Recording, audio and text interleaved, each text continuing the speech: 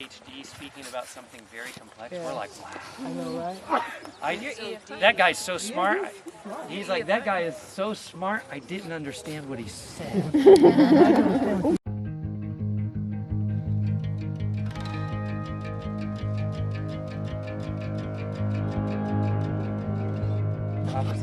He did not use complex words to talk about simple things. He used very simple words to talk about deeply spiritual things. So Sister White says, like, the parable of the sower and the seed is not appreciated as it should because of its simplicity. Okay? So it actually is simple language, but there's deep spiritual truths. We need to go back and pay attention. So in what I'm going to tell you now, it's actually very, very simple, but it's very valuable. Right. In the gospel, the simple things are the valuable things because they're readily available, they're easy to use. I was trying to do that. I meant to do that. He's just having fun. It's okay, it's all right. He's having fun. I was just going to lay down here. Yeah. You have a nice little spot there. Yeah.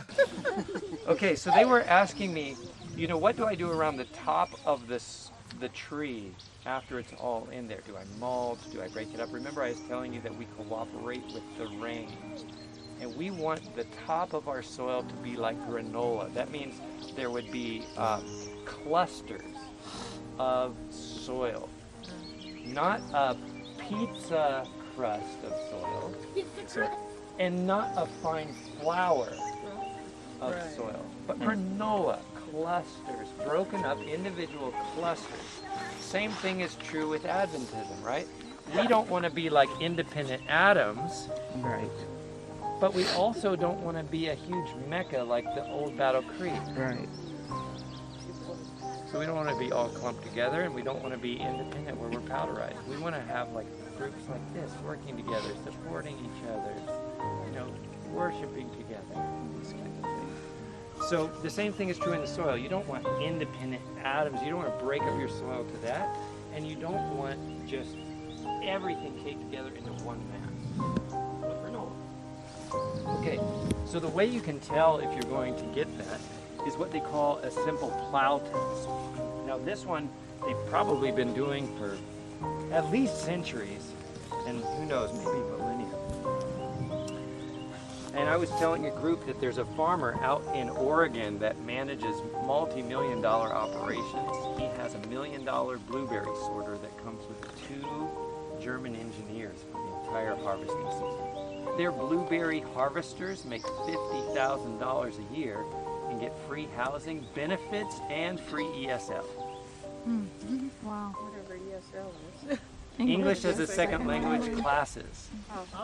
Because most of those people that get that are not like me, because my high school counselor didn't tell me I could be a $50,000 blueberry harvester.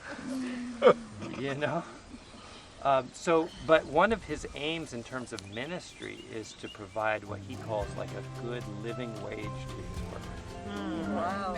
You know, he doesn't want to oppress the hireling in his wage, so he's using his influence as a multi-million-dollar farmer to try to right some of those evils that are rampant in this world. Not everyone's going to be a multi-million-dollar farmer, but my point is, he's an Adventist man. By the way, his name is Eric Pond, and he presented on blueberry production in Oregon, and so his talks are on Audioverse. You can go look them up. Now, and he'll talk about this blueberry sorter, and he'll even talk about what I'm going to tell you. But I knew this already, but it was the reason I tell you about him is because you might say, oh yeah, that poor guy there in Tennessee does that. No, even this multi-millionaire who could hire engineers. And I was telling them that he has a falconer that he brings in when the blueberries are on the plants, which is for like 3 months out of the year. And that man brings falcons and flies them 3 times a day through the fields to scare away the other birds that might eat the blueberries. And that falconer gets paid like $85,000 to do that for 3 months of the year. Again, where was my high school career counselor?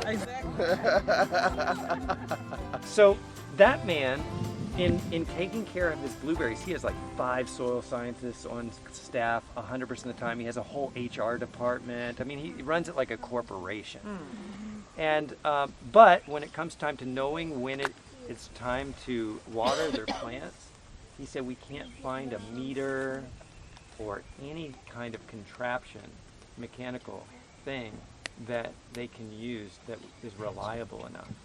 They've tried, and it will always do something wrong and hurt the harvest. So what they do is they go and they dig down a little bit in the soil, and they take some of the soil in their hand. This is the best thing a multimillionaire can find for this job, and I'm about to share it. Drum roll. Drum roll. So, this soil is either way too wet, way too dry, or just right to work. One of those three things, and I can tell with my hands. Okay? So the first thing is to take the soil and ball it up. And when you ball it up, just like you would do with some Play-Doh, and then you open your hand, does it stay in a ball? Or a dumpling? Yeah. Does it stay in a ball? If it stays in a ball, that means there's enough moisture. If there was no moisture in this, it would crumble into powder. If there was too much, it would Stick to your hand. it would stick to your hand. We'll see. And So, also, it would Hold on. melt a little. hold Because of how liquid it is. Hold on, Logan. Learn this and then share it Yes. abroad, just like you're trying to do now. So this one, does this have too little moisture? No. Okay. It held together in a ball. It will either now, so we know it's not too little. It's either just right or too much. Right. This is the next test. If when I hit this with my finger, it crumbles back into something that looks like granola, it's just right. If it will not crumble when I hit it with my finger, it's got too much moisture. So, drum roll. Yeah. Too much moisture. Too much moisture. Interesting. Okay, now like what I was saying, It's been sitting out in the rain though. yeah, it got rained on yesterday. Yesterday it was still good. What's interesting is unplowed ground, like if you have plowed up ground like this, it will drink in the rain. So you'll take your plowed ground and say, ooh, it's too wet. But you go to the unplowed ground where it hasn't been drinking it in, and you can still plow it because it actually shed that water rather than drinking it in. So just notice that. But if this soil, the problem is not actually the water. It's the combination, it's the relationship of water to soil. If I had the same amount of water in sand and did this, would the sand hold together? No way, right? So this just shows me that with my particular soil, in my case, this amount of water is too much to work. If I had sandy soil, this is not too much water to work. Okay, so look, this is something I got from over there. So now I'm going to take this one. The same conditions, just different soil. Is it enough to hold together? Yes. Okay, so it's not too little moisture. It's a little bit crumblier, but not quite. Huh. Okay, it should crumble in that first hit. Wow. Back down to something like this. Too much. So this is still a little too much, but not like this one where when I Correct, dent, yeah. you could almost take a fingerprint from it, right? So this soil is actually more workable, and that's one of the things you want to think about when you're doing your garden. You know, we want to take soil, and I say we, society likes to take things and make them abstract, but do you know that we're told Jesus never dealt in the abstract? Never dealt in the abstract. He always talked about things they could touch, they could see, they could feel. In fact, 1 John chapter 1 says, that which was from the beginning, which we have what? Seen, which we have heard, which we have touched and handled with our own hands of the word of life. And then he says it again. That which we have seen and we have heard, declare we unto you, that your joy may be full. Okay, so Jesus came to basically reveal the invisible things of the Father in the visible. Nature has that same purpose. So we're supposed to see nature, touch nature, listen to nature, handle it with our own hands. Jesus came so that a child could grab his beard and climb up on his lap. Jesus actually drew close to men so they could punch him in the face and see that the high King of heaven did not destroy them for it. He made himself so available that they could spit on him. Yep. He wanted to be very handled so that we could get to know him. No amount of abstract talk about God could do that, because what the law could not do, Jesus came to do in the flesh. So same thing is true with agriculture. I'm not saying don't study the invisible things like calcium or magnesium or things like this. But if we start there thinking that's the pinnacle, that's not the pinnacle.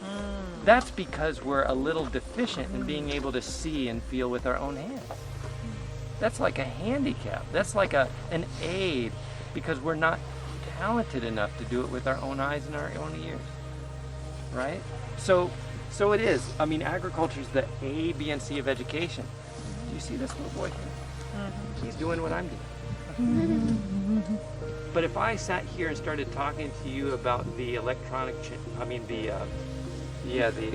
ion exchange capacity of soil, could he do what I'm doing? How could it then be the A, B, and C? Because he's at the age when we should have all been learning the A, B, and C. So this has to be the true A, B, and C, something you can touch, something you can listen to, something you can see, you can observe, right? And then it will stretch people forever. But actually, like those tests, just like I think one thing I love about Chad's ministry is that he's not actually telling you to give up the spirit of prophecy to go read science, right? Right. He's actually using science because he understands the handicap of the human heart and the human mind to just accept by faith what's actually given to us. And he's showing you the links that these things are not, they're not illogical. They're not separate or broken from the God of nature. That the God of nature actually gave us these treasures, right? And they're observable, right? So that's a wonderful thing.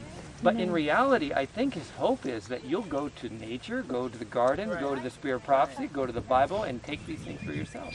That you wouldn't actually rely on the scientific study to accept what God has given you. Same thing when in the soil. Those things are not bad, but they're definitely not the aim.